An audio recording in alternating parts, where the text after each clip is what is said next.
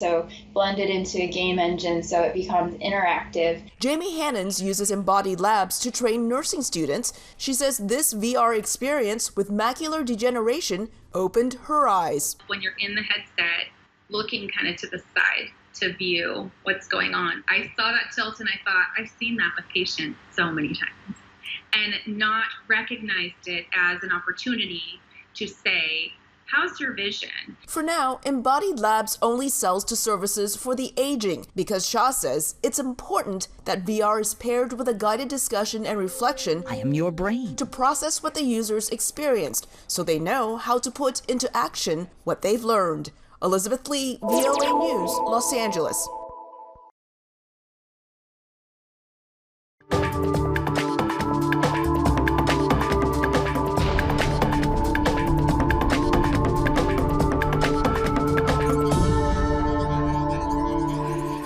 جه دنگ امریکا سلاوريزن هفكارا من هيرو زنجنا ومن صالح دميجر بو بينر نهجا دمجمر حشت بياني لواشنطن بايتخت خلك كنو يا برنامج كورد كونكشن يعقوب اوايكي زندي لسر كانال ان ار تي همي بلاتفورم دنگ امریکا تبلافكرن پیشکش دکن.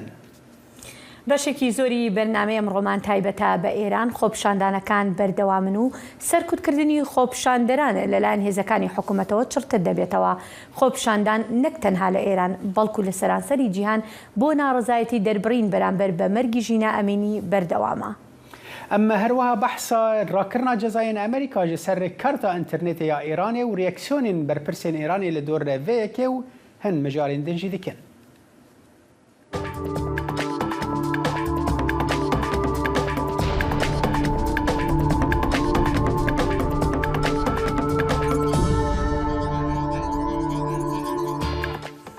سەرباری چڕبوونەوەی سەرکوتکردنی خۆپیشاندەران و بڕینی ئەنتەرنێت لە سەرانسەری ئێران دەربڕینی ناڕزایەتەکان لەسەر مەرگی ژینە ئەمینی ئەو کچە کوردە تەمەند 22 ساڵەی لە هەفتەی ڕابردوو پاش دەستگیرکردنی لەلایەن گەشتی ئیرشادەوە کوژرا. خۆپیشاندان لە چەندین شار و شارچکەی ئێران بەردەوامە لە ناویاندا تارانی پایتەختیش. ئەمەش لە کاتێکدایە کە سەرۆکی ئێران ئیبراهیمی ڕەیسی شەپۆلی ناڕزایەتەکانی ئێرانی بە ئاژا و خراپەکاری ناودێرکردووە و داوای بەرپەرجدانەوەی توندی خۆپیشاندەران دەکات. سەرەتا با پێکەوە هەندێک لە دیمەنەکانی خۆپیشاندانی تاران ببینین.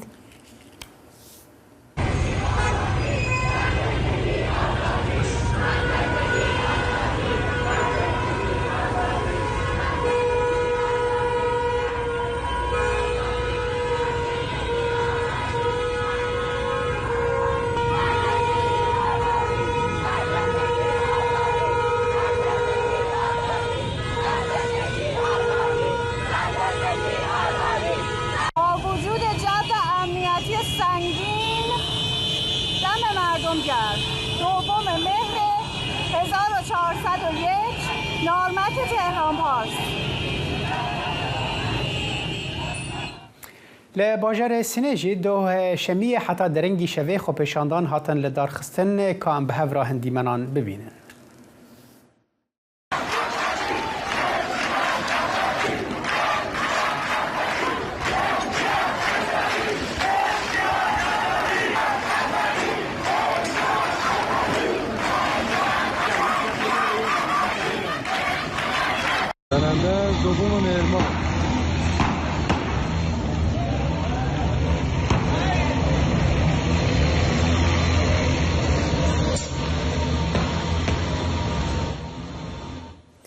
خۆپیشاندان لە کەرەجیش بەردەوامەوە ئەمەش بەشێکە لە دیمەنەکانی کەرەج.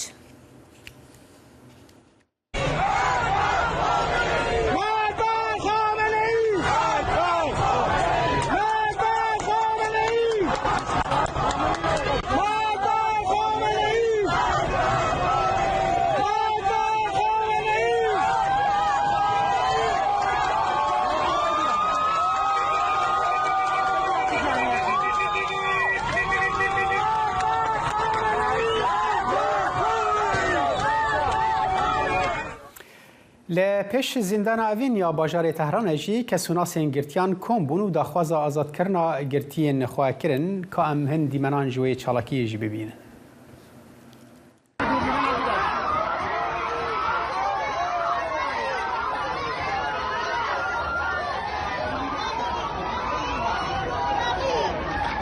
خیلی مرده گفت خودم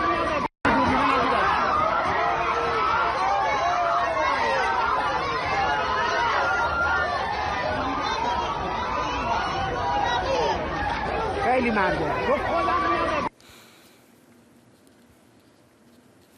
جبو بهتر زانیاری و آگاهی داوی لدور خوپیشاندان بردوام ایران نا هفکاری ما فرهاد فلاحی به مرای دم باش فرهاد تا چه نوچه نو دوی درباره دهنه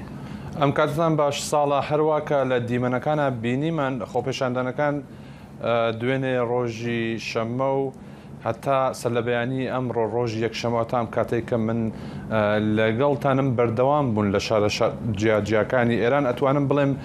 چەقی خۆپێشاندانەکان گوازراوەتەوە بۆ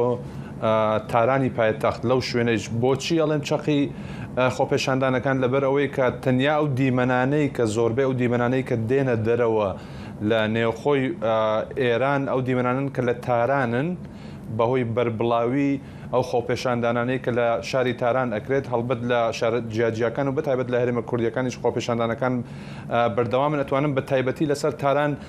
باسی ئەو کە تاران شارێکی گەورەیە نزیکەی 13 ملیۆن دانیشتووی هەیە ئەو شارە و لە ناوچە جیاجیاکانی تاران وەک ئەکباتان نارمەک شارەڕێی ستارخان سادقیە مەرزداران حافزیەت تەجریش نیاوەران بلوارکشاوەرز و هەفت حەوز دوێنێ هەتا درەنگانی شەو و دەستپێکی ڕۆژی یەکشەمە ئەمڕۆ خۆپێشاندانەکان لەوێ بەردەوام بوون دروشمەکان ڕاستە و ڕاست ئاراستەی کاربەدەستانی کۆماری ئیسلامی لە ناو ئەوانیشدا ڕێبەری باڵای کۆماری ئیسلامی ئێران عەلی خامنەی یەکرێتەوە و دژ بەون داوای ئازادی ئەکەن و دروشمی ژیان ئازادی لەوێ بە بەربڵاوی دەوترایەوەتوانم بە شارەکانی تریچ ئاماژە بکەم لە هەرێمە کوردیەکان کە سنە ئەو دیمەنان ڤیددیویانەی کە گەیشتونەتە دەست بەشی کوردی دەنگی ئەمریکا باس لە درێژەی خۆپێشاندانەکانەکەن لە شاری سنە هەروە لە مێردەشت و گۆوەردەشت دوو ناوچەی شاری کەرەج لە پنا تارانەوەن کە لەوێش دوێنێشەوە خۆپێشاندان بەردەوام بوون لە ڕەشت و بابڵسەر لە باکووری ئێرانیش بە هەمان شێوە ئەو خۆپێشاندانانە بەردەوام بوون ساڵە فرهاد رفتارە حکوومەتە ئێرانی دوێ دەربارەیدا بە خۆپێشاندەران چاوایە و بەرپرسن ئێرانی چ دەبێژن بەڵێ ساڵا هەروە کە ئەزانی لە دوای گەڕانەوەی لە نیویۆرک کە بەشداری کۆبوونەوەی ساڵانەی نەتەوە یەکگرتوەکانی کردبوو ئیبراهیمی ڕەیسی سەرۆک کۆماری ئێران لە کۆبوونەوەی لەگەڵ کاربەدەستانی ئێرانیە ئاماژەی بەوە کردو و فەرمانی کردووە بۆ ئەوەی کە لە زووترین کات ئەم خۆپێشاندانانە سەرکوت بکرێن و کۆتاییان پێ بهێنرێت ئەمەش لە کاتێکدایە کە لە ماوەی یەک هەفتەی ڕابردوو بۆ هەشتمین ڕۆژە کە خۆپێشاندانەکان لە ئێران بەردەوامن هێزە ئەمنیەکانی کۆماری ئیسلامی ئێران دەستیان نەپاراستووە لە سەرکوتکردنی خۆپێشاندەران لە بەشە جیاجیاکانی ئێران و ئاماژە هەتا ئێستا بە گوێرەی دوایین زانیاریەکان کە بەدەستمان گەیشتون 1200 کەس ئەمیش بە وتەی میدیا فەرمیەکانی سەر بە حکوومەتی ئێران 1200 کەس دەست بەسەر کراون 41 ئەمەش دیسان ئاماژە بەوەکەم بە گوێرەی میدیا فەرمیەکانی حکوومەتی ئێران 41 کەس کوژراون بە گوێرەی ئەو داتانەی کە لە بەردەستان 15 لەو کوژراوانە بە گوێرەی دوایین زانیاریەکان لە هەرێمە کوردیەکانن کە لێرەی پشکی شێر بەشی هەرێمە کوردیەکان ئەکەوێت لە پارێزگای سنە کرماشان و پارێزگای ئازەربایجانی ڕۆژە ئاوا هەروەها پارێزگای ئیلام ئەم هەتا دێت ڕێژەی دەست بەسەربوونەکان لەو پارێزگایانە و هەرێمە کوردیەکان زیاتر ئەبێتەوە باسمان لە شاری شنۆ کرد لە راپۆرتەکانی پێشوو ڕۆژانی پێشوودا شنۆ بوو بە چەقی ململانەکانی نێوان خۆپێشاندەران و هێزەکانی ڕژیم بەوەوە کە خەڵک توانی بووی دەست بگرێت بەسەر بەشێکی هەرە زۆری شارەکە بەڵام پاشان دوای ئەوەی کە هێزەکانی ڕژیم هێرشەکەنەوە سەر شارەکە ئێستا لە ئێستادا مانگرتنی گشتی لەو شارە بەڕێوە چێ و ئەتوانم ئاماژە بەوە بکەم کە هێزە ئەمنیەکان درگا بە درگای ماڵەکان ئەڕۆن بۆ ئەوەی کە دەست بەسەر بکەن ئەندامانی بنەماڵەی هاوشاریانی شاری سنۆ زۆر کەس بێ سەر و شوێن و هیچ ئاگاداریەک لە بارودۆخیان نییە. بەلێ فەرهاد فەلاحی سپاس بۆ وان ئاگاییان. سپاس بۆ ئێوەش. دەیان کەس لە شاری هەولێری پایتەختی یاریمی کوردستانی عێراقیش خۆپیشاندانیان ساز کرد بۆ ناڕزایی دەربڕین بەرامبەر بە مەرگی ژینە ئەمینی. خۆپیشاندەران لە بەردەم بارگای نەتەوە یەکگرتوەکان لە هەولێر وێنەی ژینایان بەرز کردبوو و دروشمی ژنجیان ئازادیان دەگوتەوە. با پێکەوە بینەری دیمەنەکانی خۆپیشاندانی هەولێر بین.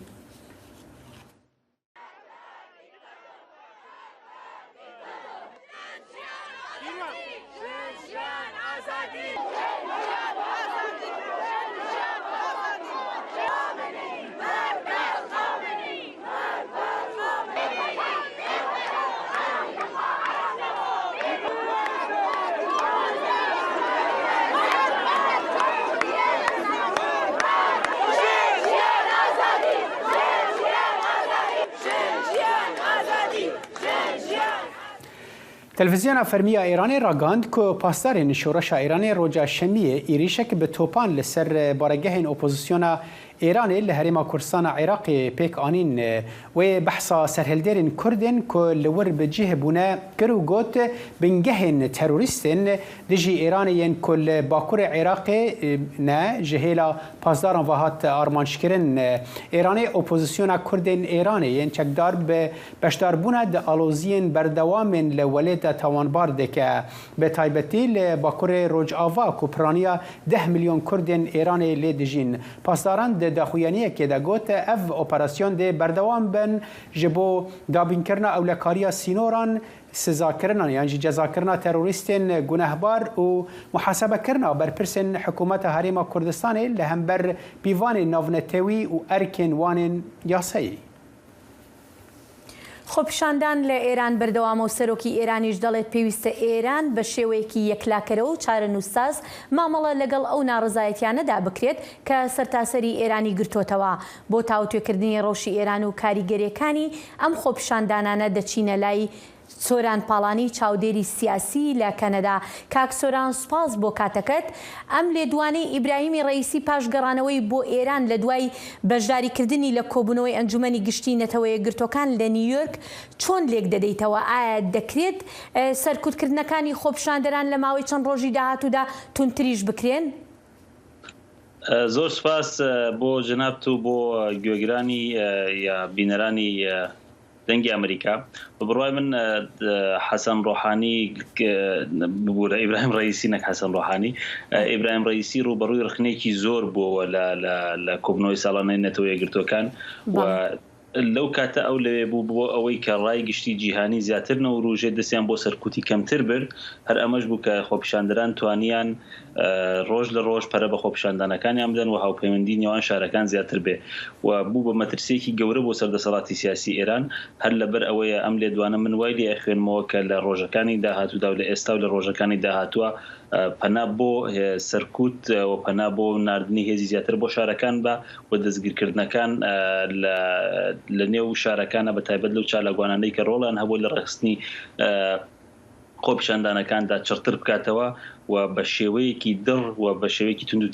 تیژیانە کۆتایی بەم خۆپیشاندانان بێنێ بە تایبەت دوای ئەوەی کە جۆرێکدا بیرۆڕای گشتی و هاوپەیوەندی جیهانی لەگەڵ ئەم ناڕەزاتیانە دروستوە و شارە گەورەکانی ئێرانیشی گرتوتەوە. بەڵێ باشە کاک سۆران، خۆپیشاندەران دەتوانن چی بکەن بۆ درێژەدان بەو هێزەی کە ئێستا لە شەقامەکاندا دەینوێنن؟ لە ڕاستیدا هاوپەیوەندی نێوان شارەکان یەکێک لە خاڵە گرنگەکانە و لە هەمان کاتە بەردەوامی بە شێوەی جۆرا و جۆر لە نێوان شارۆچکە بچووکەکانیشان لە گوندەکانە و هاوپەیوەندی بە تایبەت دوونەتەوەی گرنگ لە ئێرانە کە ئەویش عەرەبەکان لەگەڵ بەلوجستەکان دەتوانێت بەلوجەکان دەتوانێت ئاراستەی خۆپیشاندانەکان بەرە و ینی هاوسەنگی نێوان هێزی نێوان خۆپیشاندەران لەگەڵ دەوڵەت بەرە و قۆناغێکی تر ببە و جۆرێک بکات کە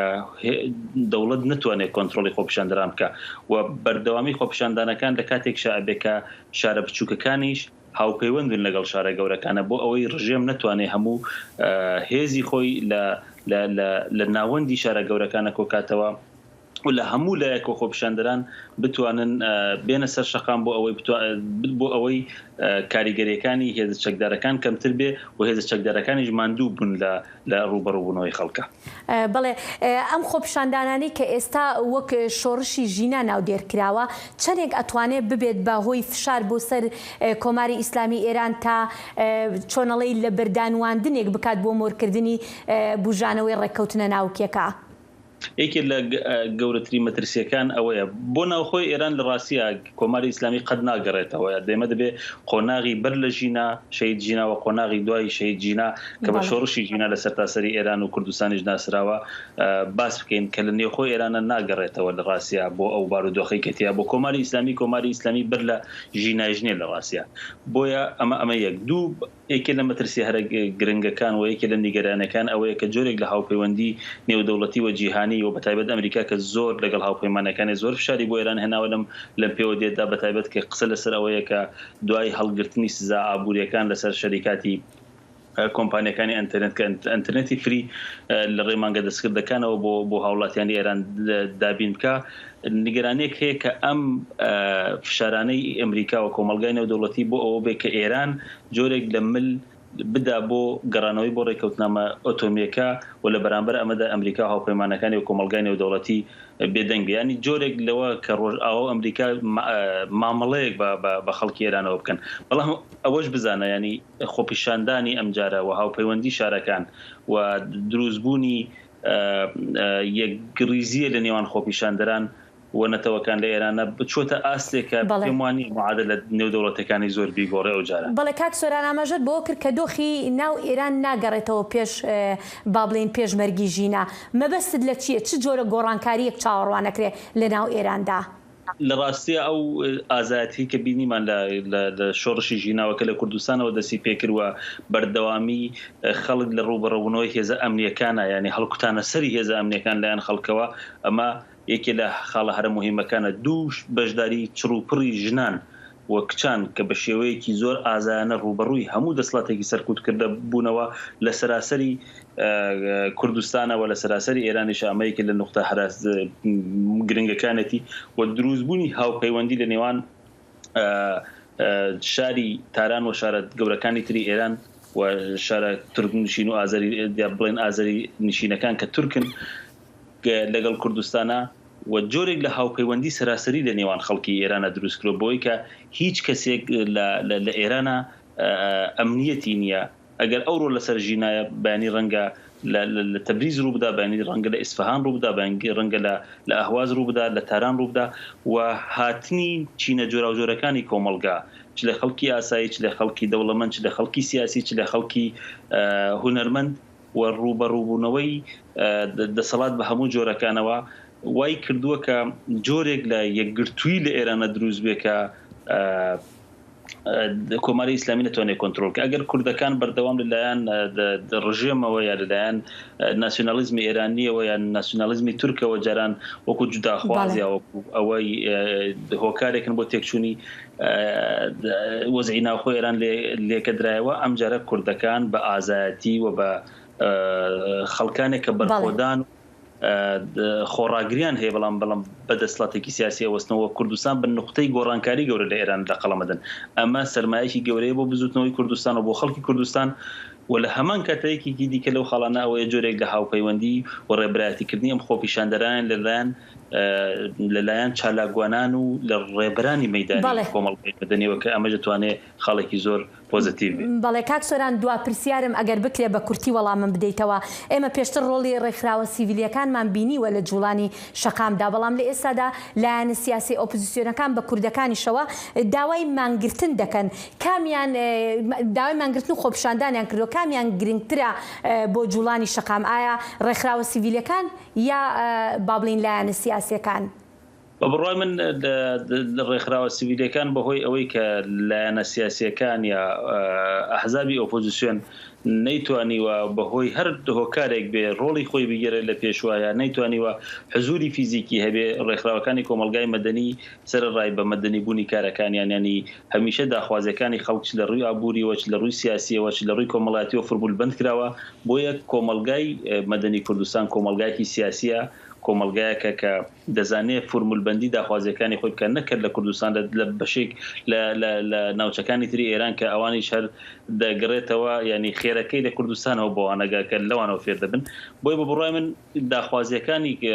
ڕێکخراوەکانی کۆمەلگای مەدەنی کە بەهێزترین ئێستا لە کوردستانەوە سەرپەرشتی مەیدانی خۆپیشاندانەکانەکەن هاوتری بە لەگەڵ داخوازی ئۆپۆزیسیۆنی کووردا چونکە لە یەک دوور نییە ینی داخوازیەکانن داخوازی هاوتری بە وە لە ژینگەیەکی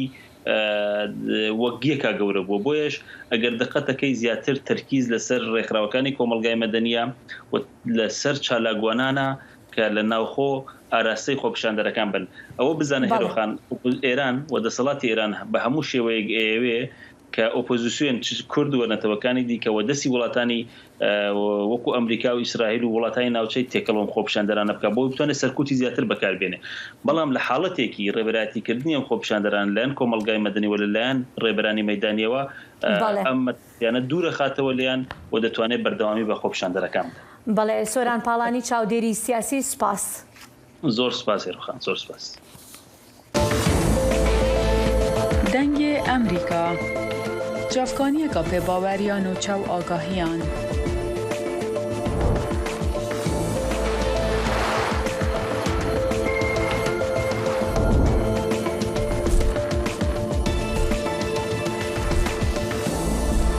برای مالپەر و پلاتفۆرمên میدیا civakîya dengê Amerîka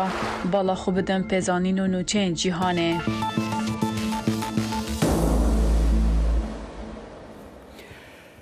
خۆپیشاندەرên alîgirên grûpeka opozîsyona Îranê yên sirgûnkirî roja şemiyê li pêş koşka spî xwepêşandanek li darxist ji bo piştgiriya xwepêşandanên ku di rojên dawî de li Îranê belav bûne. Xwepêşandan ji aliyê rêxistina civakên Îranîyên Amerîkî ve hat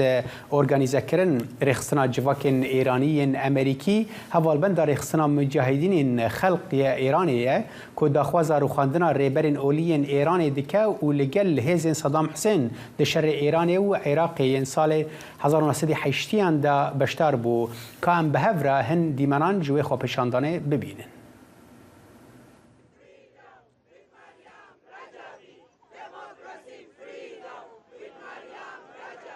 Down with terrorist regime of Iran. Down with terrorist regime of Iran. Down with terrorist regime of Iran. Regime change in Iran by the people of Iran. Regime change in Iran by the people of Iran. Regime change. With Khamenei. ئێرانەکانی کە لە یۆنانیش دەژین وەکو ناڕزایەتی دەربڕین بەرامبەر بە مەرگی ژینە ئامینی پرچی خۆیان بڕی و لە چکەکانیان سووتان و خۆپیشاندانیان سازدا.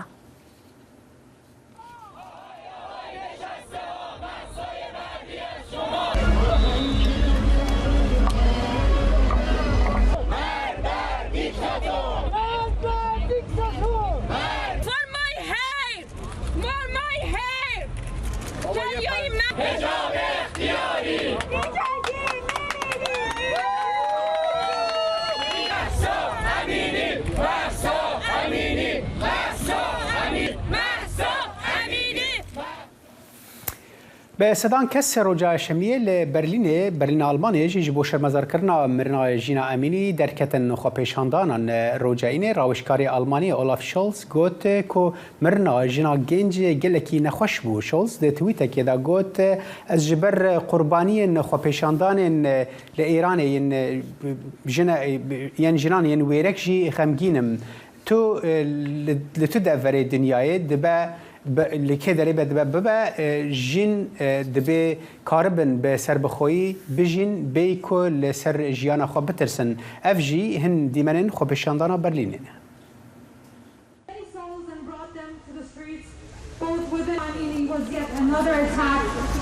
ببین خیلی بالا نمیشه دیگه باید بیاریش پایین.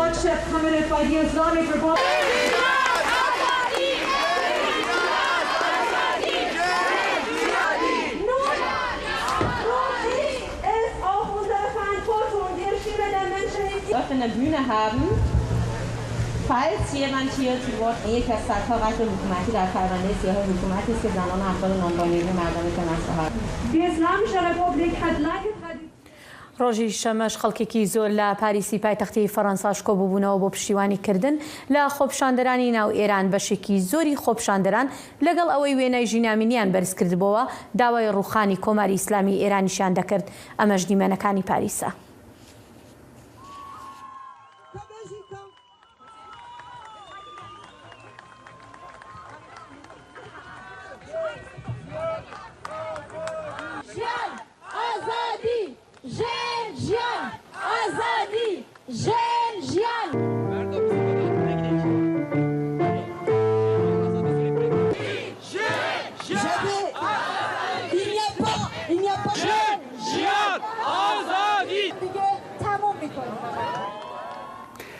لە ناوەندا باژارێ تۆرۆنتۆیە کەنادایە ژی ڕەڤەندا ئێرانی خۆپێشاندان لە دارخستە ji بۆ شەرمەزارکردنا رێجیما ئێرانê li دۆرکوشتنا ژینا ئەمینێ و تونdiya ku desthilatdarên wî welatî li dijî jinan dikin. Ev jî dîmenên wê ne.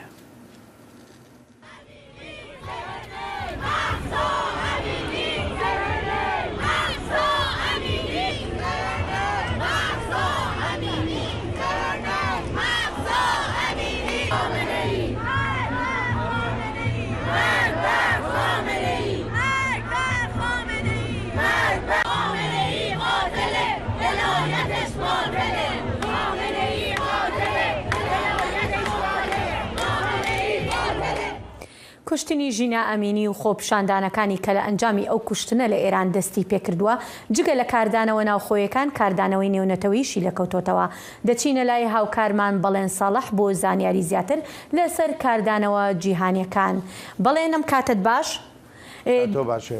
سپاس. دەکرێت پێمان بڵێ کاردانەوە جیهانیەکان لەم بارەیەوە چی بووناتە ئێستا؟ مەبەستم لە کاردانەوەی حکوومەتانی جیهانە؟ کاردانەوەکان زۆرن، زۆرێک لە حکوومەتەکان، زۆرێک لە گەورە کاربەدەستانی وڵاتانی جیهان لە ڕێی تۆڕی سۆشیال میدیای تویتەرەوە جۆرەها کاردانەوەیان نیشانداوە و ناڕۆزاییان دەربڕیوە بەرامبەر بە تەواوی ئەو سەرکوتکردانەی کە ڕژێمی کۆماری ئیسلامی ئێران لە بەرامبەر خۆپیشاندەران دەیکا و زۆر بەشیان داوای ئەوەکەن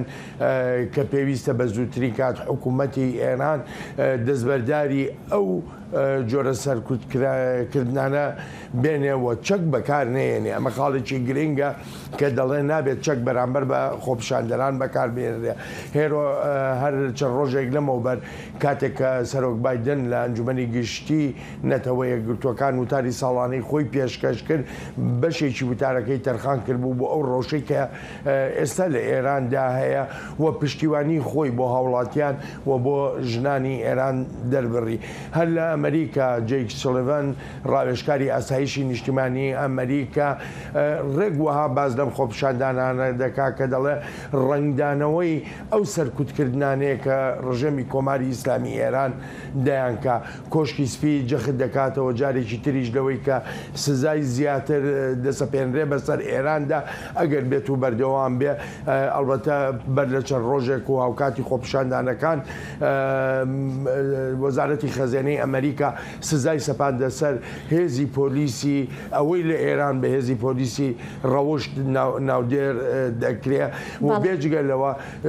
حەوت گەورە کاربەدەستی ئێرانیش سزایان سەپێنراوە بەسەردا. یەکێک لەوانە وەزیری اطلاعاتی ئێرانە. ئەمە ئاماژە بە ئەندامێکی پەرلەمانی کەنەداش بکەم لە دانیشتنێکی پەرلەماندا کە هەڵدەسێتە سەر پێ و وتار بۆ هاوکارەکانی پێشکەش دەکات جەخت لەوە دەکاتەوە کە دەڵێ ژینا ئەمینی هەر تەنها ئەو کچە نییە لە کوردستانەوە بڕوا بۆ تاران و لێ بکوژرێ. ڕوو دەکاتە هەموو پەرلەمانی کەنەدا و پێیان دەڵێ ژینا ئەمینی لە ماڵی هەر هەموماندایە. ژینا ئەمینی هەمومان خاوەنین و بۆ هەر یەکێکمان جاء لە پەرلەمان بین لە حکوومەتا بینە وەکو هاوڵاتی بین ژینا ئەمینیەک لە ژیانماندا هەیە. بەڵێ باشە بەڵێن دەزانین هەندێک لە ڕێکخراوە جیهانیەکانیش کاردانەوەیان هەبووە لەم بارەیەوە. دەکرێت پێمان بڵێ و ڕێکخراوانە چیان گوتووە؟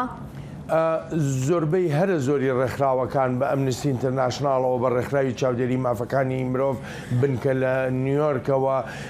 ڕێکخراوەکانی تری کە داکۆچی لە مافەکان دەکەن هەر هەمویان بەکارهێنانی هێزی لە ڕادەبەدەری کۆماری ئیسلامی ئێران بەرامبەر بە خۆپیشاندەران سەرزەنش دەکەن و داوا دەکەن کە بە زووترین کات ئەو هێزانە بکشێنەوە کۆماری ئیسلامی ئێران ڕێگە بدات بە خۆپیشاندانی ئاشتیانە و ئەو مافە بنچینەیانەی کە خەڵک داوای دەکەن پێویستە جێگیر بکرێن و خەڵک خاوەنی مافی خۆی بێ. راپۆرتەکەی یاخوبا بڵێم ڕاگەیەندراوەکەی ئەمنستی ئینتەرناشناڵ یەکێک بوو لە ڕاگەیەندراوە هەرە سەرنجڕاکێشەکان بە تایبەتی کە سەرزەنیشتێکی تەواوی ڕژێمی کۆماری ئیسلامی ئێران دەکا لە ماوەی ئەم زیاتر لە چەند ساڵەی فەرمانڕەوایەتی خۆیدا و چۆن خەڵکی سەرکوت کردووە و نکوڕی لە هەموو ئازادیەکانی تاکە کەس دەکات لە ئێراندا. بەڵێن سپاس. سپاس بۆتەوە. لە واشنگتن نێزگی کۆشکا سپی خۆپێشاندانێک دن هاتە لە دارخستن ji بۆ شەرمەزارکردنا کوشتنا ژینە ئامینی لە ئێرانê خۆپێشاندەران درشمن وەکو ژن ژیان ئازادی هەلدان. هەفکارê me Yehya Berzencî ev raport amade kiriye.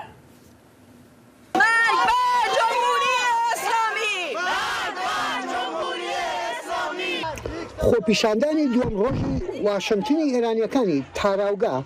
لە شەقامێکی نێو جەرگەی واشنگتنی پایتەختی ویلایەتە یەکگرتووەکانی ئەمریکا بوو. هاوشێوەی لە ئێران دەگوزەرێ مەرجی کچەکودێک ژنیای تەمەن 22 ساڵ ئێرانیەکانی دەڤەری واشنگتن و ڤێرجینیاشی جۆشدا بوو. لافیتە و دروشمەکان هاوشێوەی نیشتیمانەکەیان پڕن لە ژیان و ئامانجەکەشیان هێنانەکای ئاڵوگۆری سیاسیە لە ئێراندا لە دووپان سێرکڵ دەنگی ناخ و تووڕەبوونی خۆپیشاندەران دەنگی دەدایەوە.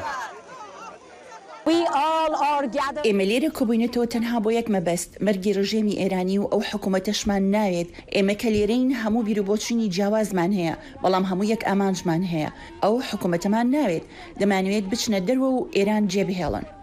کاردانەوەی میلی خەڵکی ئێران بێ جیاوازی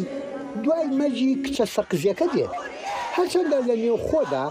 بە دوای ئەو کچە کودە ژمارەیەک خەڵکی دیکەی ئێران کوژراون بەڵام هێشتا دەنگی ناڕازی خەڵک لولەی تفەنگەکان نەیتوانیوە بیوەستێنێ. داخۆ چارە نووسی ئەم خۆپیشاندانە خۆرسکانەی ئێران بەشوە دەکات. لە ئیران دەنێتەوە زبان و فەرهەنگی جیاوازن هەمیشە نیگەرانی و بۆچوونی جیاوازیش لە ئارادا هەبووە. بەداخەوە ئەو ڕووداوەی کە بە سەرکەچێکی کوردستان دەهاتووە بەڵام دوای ئەوە ناڕازایەتەکان لە تارانە و تەوریز و شارەکانی تر دەستی پێکرد بە جۆرێک هاتوونەتە دەن وەکەوەی کچی خۆیان مردبێت. هێشتا لەم خۆپیشاندانانەی واشنگتن زرگ بەوە دەکرێت کوردی ئێران بەشداریکردنیان کەمترە هەرچەندە سەرتۆپکی ئەم جوڵانەوە مەدەنیە لە نێو ئێراندا خانمە کوردەکەیە. ئێساس دەکەم کە ئەو ئێرانیانە تۆزێک پاڵیان بمەناوە تۆزێک پاڵیان بمەناوە وەلی ئێساس دەکەم کە زیاتر ئەوە مشکلەی کوردانە. ژنی ئێرانی لە ئێرانە زۆر مشکلیان بۆ پەیدا بدۆ ئەوانیش مشکلیان زۆرە وەلی لە دڵم ڕادەزانم کە ژینا ئامینی مرد چونکە کورد. ئەوەی تەنها لەگەڵ ژینیا جیاوازیم هەیە ژینیای چارەڕەش من بەختم هەبوو کە هاتوومەتە ئەمریکا تەنها ئەو جیاوازیەیە هیچ جیاوازیەک لە نێوان ژینانی ئێراندا نییە ئیدی کورد بیت یان جوولەکە یان بەهایی مسلمان بیت یان سیکولاریزم. شەقامێکی سەرەکی و واشنگتن بە وێنەی ئەو قوربانیانەی چەندین ساڵەی ڕژێمی ئێران تەنرا بوو کە تازەترینیان کچە کوردە سەقزێکە بوو.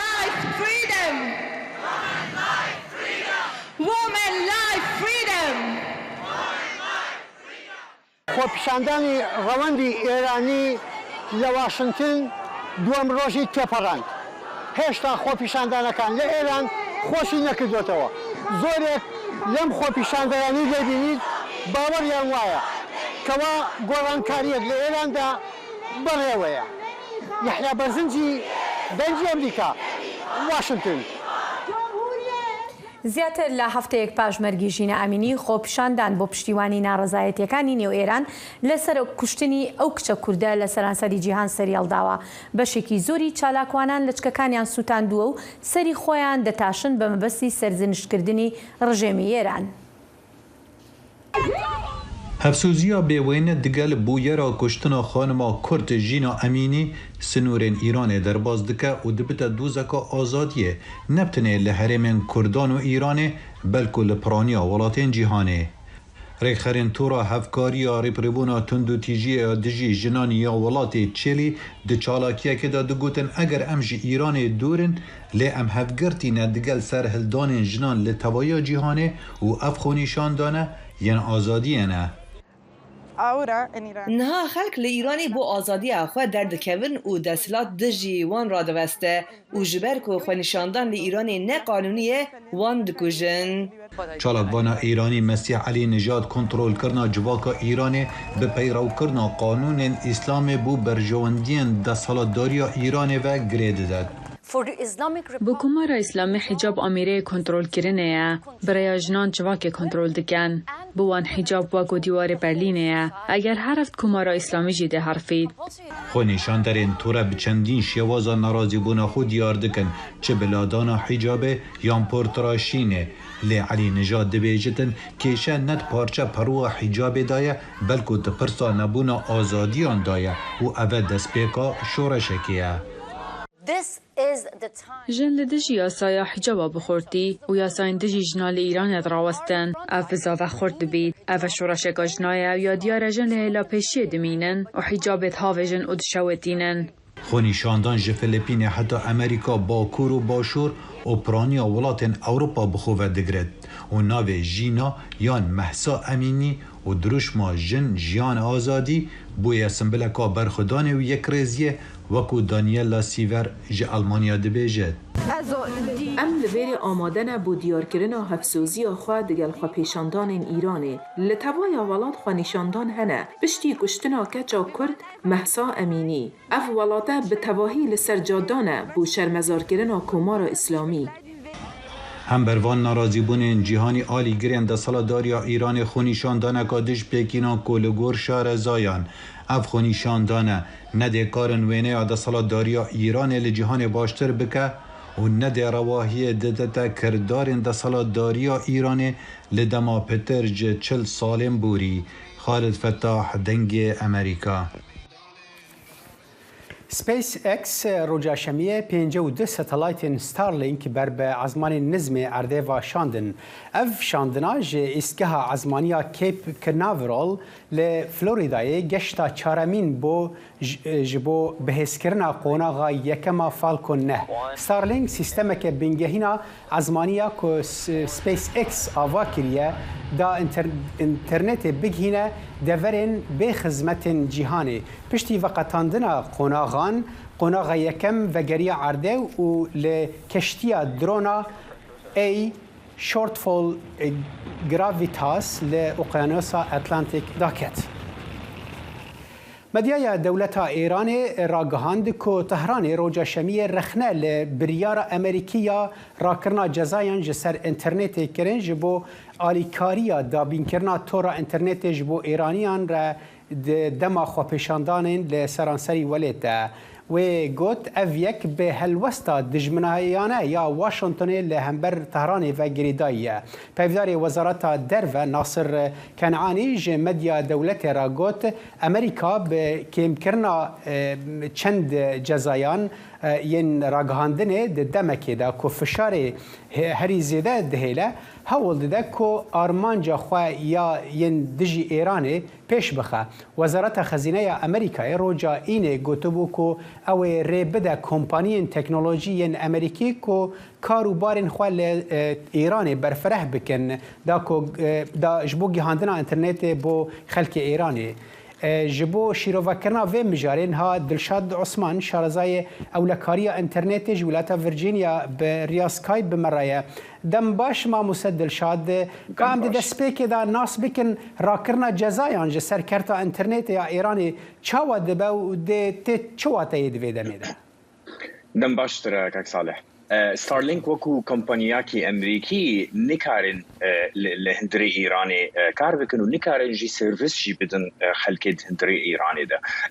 أفرو حكومة أمريكي أو جزارة كير كمباني وكا ستارلينك وهنا كمبانية دينجي هنا انترنت الساتلايت وبكارن جو سيرفيس يقبل هندري إيران بكاربينن بكارن جي أو سيرفيس جي بفروشن خلكت هندري إيراني ده باشه دلشاد اگر ام يعني اف داوی مجالك جريداي سروريا ولاتك يعني اگر ايران نكار با كنترول بك انترنت و دمه يعني نظام و تشبه يعني حكومه ايران چاوت کار ری بروی کی بگره اگر بخوازه أنا براستي دريا قانوني حكومة إيران وكو أو هريمة إيجو تمثيل إيران دكيت جهاني ده أو دري كنترول مسألة إنترنت واتصالات ليفلي أنا وكو قلتي شو رشكي هي الهندري إيران حكومة هريمة إيران حكومة إيران إنترنت قد كيل سر خلقي وأوان قانونية جبوسا امريكا توازي اكسس انترنت بداخل هندري ايراني ده مباوره ووقتي اشكالي قانوني شيء بهندري يو ان ده السيرفي مساله ليبري انا الهندري سوري جي تشيبو قالك دوله دي جي تشيبو جو ريجيم انترنت قد كل سر خلكي لي كمبانيين جدر هاتن وانترنت دان خلكي هندري نوال ولاتا وتشتكشلو يعني جوازيه تشتكي وقت نمونة سوري آني زمان ودمي والنها أفاكو أف ساتلايتين ستارلينك ين إيلون ماسك جوازيد نافينا واندا تشيه أي حكومة إيران دي كاربا ريكي ببينج بو بند كرنا و يانجي عم ببيجن و كاريجر تربن و آلي كاريا خو بشان درام بكن أنا جوازيج آلي تكنولوجي هبونا برا ساتلايتين من هندري سوري دكار كتشتك آني زمان تقو ستارلينك العزمانا نزمة هنجي دمي سوري ذا او بساتلايت العزباني جور بكار ثانيه وانا زور بهانا وزور زحمه براستي حكومه ايراني نكارج تكي بكي افيا ساتلايتا نكارج ساتلايت بسكنه حكومه ايراني كاري كنترولا درباس بونا فان او ديفايسن جوت بحوجي واند بيجوت كاربي بستارلينك دبا اخذه بلكي كاربي كنترول سروي مساله بكي لان كارن عزمان بيش خلكي بقدر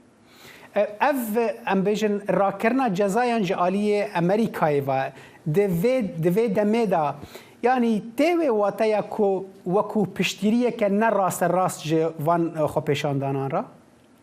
براستي بشكريكي قلكي مهمة قلكي خورتا ديسا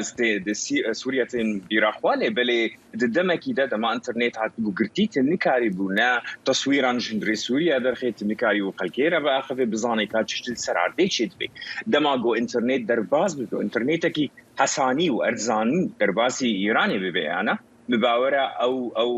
أو تشتين زحمة خلكين سوري تشون درباس بوني خلكي إيران درباسي نابن شكويها صاني بجوارة جو درباسي إنترنت بدن بكيكي دلشاد يعني أجر أم بدن برشافان كو يعني نها دم شورشة تكنولوجيا يعني أم ببيجن كسكي وك إيلون ماسك بفي أم بيجن شاندنا فان ساتلايتان بو عزمين و هيشتناكو خدمت قالك ولاتان شيبن دنا فان دا يشقى ايران امنا بحث ايراني دكن بس انا بحث قالك هريمين دن دكن يعني افيك شاو دكاره سبروجا فان ولاتان بغهرا يعني مستقبل فان ولاتان شاو دكاره بغهرا زاني كك صالح رجيم توليتاري كنترولا كوميونيكيشن وانترنت دكن بصداسة شكو زانن زاني يعني زانيارن جريداي بشالك فانين سياسي يعني شورشن انا والايران جدبن انترنت جبو انا زور مهمه زور جرينجا براستي دماغو انترنت نمين البن كنترولا دولت او بارتشكي زور مزنج شورشا فاي يعني حوجي شورشا فاي وإيراكرن جدًا دستيفان ريجيم توليتاري از بينو بشكل جلك جرينجا وبراسي الشواي شالك فان يعني كسن شالك فان وكاري وانا وإيجو هرتن جلكي جبو باشتيه براسي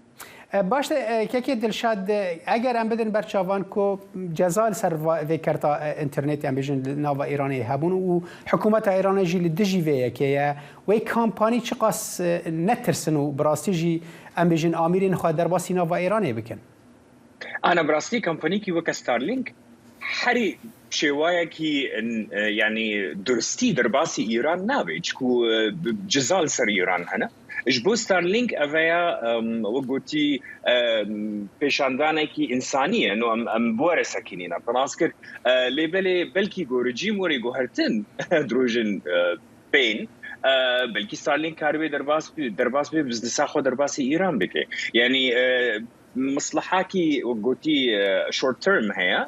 انه اليكاريا خلقيه بكن لي لونج تيرم بلكي ستارلينك درباسي ايراني ببي دماغو افريجي موري غارتن بزنس خوش الورد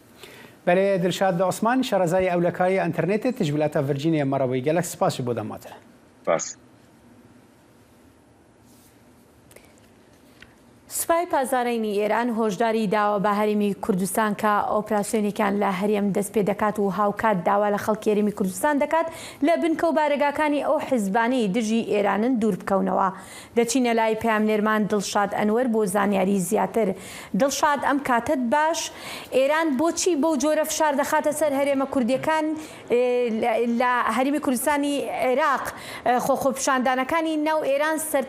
با بڵێن ئێران سەرتاسەریە گەلانی ئێرانی بە تەواوەتی گرتوتەوە خۆپیشاندانێک نییە کە حیزبە کوردیەکان با بڵێنەوانی کە لە هەرێمی کوردستانن ئاراستەیان کردبێت. بەڵێ هێرۆ دیارە وەک ئاگادارن ئەو خۆپیشاندان و ناڕزایەتیانەی کە لە ناوچە کوردیەکانی ئێران و بەشێکی زۆر لە شار و شارۆچکەکانی ئێرانی گرتوتەوە خەریکە کاریگەری لەسەر هەرێمی کوردستانی دروستەکە بەتایبەتی دوێنێ ئێوارە کۆماری ئیسلامی ئێران ناوچە سنووریەکانی ناوچەی سیدەکانی لە هەرێمی کوردستان بۆمباران کرد و شەوی ڕابردووش هۆشداریدا هێزە کوردیەکان و داوای لە خەڵکی کە لە بنکە و بارگاکانیان دوور بکەونەوە بەو بیانوەی کە نیازی بۆمبارانی بارگای هێزە کوردیەکانی هەیە. دیارە کۆماری ئیسلامی ئێران پێی وایە ئەو خۆپیشاندان و ناڕزایەتیانەی کە ناوچە کوردیەکانی گرتوتەوە بە شێوەیەک لە شێوەکان جوڵێنەری بەشێک لەم ناڕزایەتیانە هێزە کوردیەکانی نێو هەرێمی کوردستان کە بنکە و بارگایان لە هەرێمی کوردستان هەیە و تەنانەت پێش دروستبوونی ئەم ناڕزایەتیانیشە بە پێی و زانیارانەی کە دەست من کەوتون وەفدێکی باڵای کۆماری ئیسلامی هاتوونەتە هەرێمی کوردستان بە ئاشکرا دۆسیەی پارتە کوردیەکانی ئێرانیان لەگەڵ بەرپرسانی هەرێمی کوردستانە تاوتوێ کردووە و دیارە کۆماری ئیسلامی ئێران نیگەران و پێیان وایە جوڵێنەری بەشێک لە خۆپیشاندانەکان حیزبە کوردیەکان بە تایبەتی دوای ئەوەی کە فەرماندە و بەرپرسانی هێزە کوردیەکان بە ئاشکرا خیتابی سیاسی خۆیان خستە ڕووە بە ئاشکرا داوایان لە خەڵکی یان لە کوردانی ئێران کرد کە بڕژێنە سەر شەقامەکان. کۆماری ئیسلامی ئێران بە پەڕای هەندێک لە چاودێران کۆماری ئیسلامی ئێران ئەوێت ئەم پرسە بارگاوی بکات بە قەزەی سیاسی بە تایبەتی ئەوەی کە ئێستا خەڵکی با بڵێن ئێرانی ڕژاوەتە سەر شەقامەکان لە پێناویدا پەیوەندی ڕاستە کچە کوردێکە بە ناوی ژینە ئامینی بەڵام دوجار پرسەکە پەیوەندی بە ئازادیەوە هەیە ئەوەی کە خەڵکی ئێرانی هێناوەتە سەر شەقامەکان نەبوونی ئازادی و بەرتەسکردنەوەی ئازادیە و هەمووان چی فارس چی عەرەب چی تورک و چی کوردەکان لە ئێران هاوڕان لەسەرەوەی کە ئازادی لە ئێرانە بەرتەسکە و ئەوەی کە ئێستا هەمووانی پێکەوە هێناوەتە سەر شەقامەکان نەبوونی ئازادیە. بەڵام ئێران ئەوێت ئەم پرسە بارگاوی بکات بە پرسێکی سیاسی و بچووکی بکاتەوە لە پرسێکی سیاسی و لە قەزەی هێزە کوردیەکاندا بە ئومێدەوەی کە با بڵێن شارەکانی تری دەرەوەی ناوچە کوردیەکان سارد بکاتەوە و دیارە هەموو ئامانجێکی ئێرانەوەیە کە لەم پرسەدا بیکاتە پرسێکی سیاسی و سوورە عامەکەی لێلا دات کە پرسی ئازادیە لە ئێراندا هەر بەم ئامانجەشە ئەوێت با بڵێن فشاری زیاتر بخاتە سەر هێزە کوردیەکان کە بنکە و بارگایان لەناو هەرێمی کوردستانە هەیە و چاوەڕوانی شەکرێت کە ئێران با بڵێن هەڵوێستی هەبێ یاخود با بڵێن دەستوەشاندنی مەحدودی هەبێ بەرامبەر بە هێزە کوردیەکانی ناوخۆی هەرێمی کوردستان بە ئومێدی چاولادان یاخود لابردنی با بڵێن چاوەکان لەسەر ناوخۆی وڵاتەکەی کە ئێستا لەسەر پرسی ئازادی خۆپیشاندان زۆربەی شار و شارچکەکانی گرتوتەوە. بەڵێ دڵشاد دەمەوێت بزانم ئەم دۆخی کە ئێستا لە ئێران دروست بۆ تا چەندێک کاری کردوتە سەر وتوێژی لایەنە شیعەکانی عێراق بۆ پێکهێنانی حکوومەتی داهاتوو. بێگومان ئەوەی کە لە ئێرانە ڕوەدات ئێران وڵاتێکە کە عێراق و هەرێمی کوردستان و دەوروبەریش بە قوڵایی استراتیژی خۆی زانێ بۆیە هەر ڕوودا و خۆپیشاندان و ناڕزایەتی و گۆڕانکاریەکی سیاسی و ئابووری و تەنانەت کۆمەڵاتیش لە ئێرانە وەک چۆن بارودۆخی عێراق کاریگەریە بێ لەسەر ئێران بە هەمان شێوە ناوچەکەش چاودێری ڕووداوەکانی ئێرانەکەن و ئەگەر لە دۆخەکە بڕوانین هێز چاوەڕوانەکرا کە لە دوای 20 مانگەوە هێزە شیعەکان گەڕێکی تری ملوانی دەست پێ بکەنەوە بەڵام تاکو ئێستا دۆخەکە هێورە و پێ ئەو زانیارانەی کە دەست منیش کەوتون خەریکە ئەگەنە جۆرێک لە لێک تێگەیشتن لەوەی کە سەرۆکۆزیرانێک دابنرێ کە خواستی سەدری لەسەر بێ و پەرلەمانیش گەر دابنیشیە هیچ یاسایەک دەرنەکا کە لە زیانی ڕەوتی سەدر بێت و لە بەرامبەریشدا حکوومەتێکی کاتی تەشکیل بکرێت بۆیە ئەوەی کە لە ئێستادا لە ئێران هەیە ڕاستە هێزە شیعەکان ژێربەژێر یاخود با بڵێن بە شێوەیەکی نهێنی و دوور لە چاوی میدیاکان جوڵەی سیاسیان هەیە بۆ پێکێنانی حکوومەت بەڵام لەگەڵەوەشدا ئەو کپی و خامۆشەی کە عێراقی داپۆشیوە و شەقامی شیعی داپۆشیوە جیاوازترە لە ڕۆژانی پێش خۆپیشاندانەکانی ئێران و دۆخەکە بەڵێ دڵشاد ببوورە وادەکەمان هەرەوە نەبوو سپاس بۆ زانیاریەکان. بله بینر هجای وکو دنوچین لزگین جید خۆپیشاندانی دوهن کرجی دا کچکدن هاتیه کشتن و هر وحال علی کی دجی پارلمان ایرانی هاتیه هاکرن و انجام وی هاکرن داج علی کی گروپ کن ناسفد انجام وی کی دجی اجماع تلفن پارلمانترین ایرانی تفده هاتنا هاکرن کرد کنکشن ایرو لور بداویت حتی جارکدن هر بمینن دناف خیر و خوشیه ده. هر شاد بن کاتکی خوش.